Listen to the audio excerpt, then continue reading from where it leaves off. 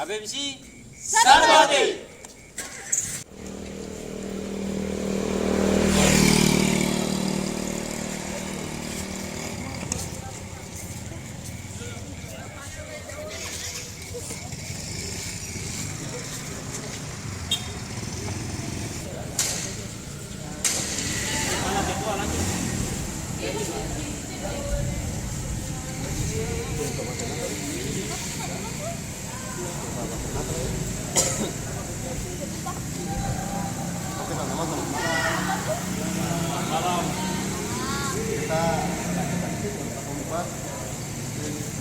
Malam kita membahas beberapa hal yang dijelaskan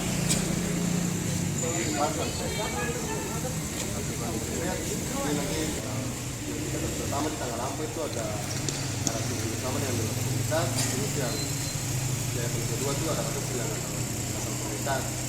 Namun coba nanti lihat pasti jalan. Mungkin yang itu mungkin ya biasa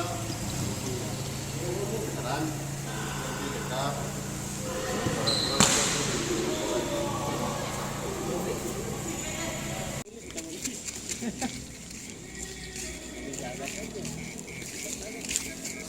Paling mutu kuat sih.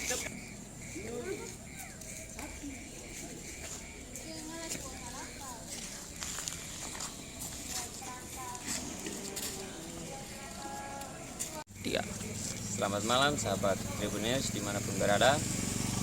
Kami dari HBMC Honda Bis Maluku Ambon yang berdiri pada tanggal 22 September 2019.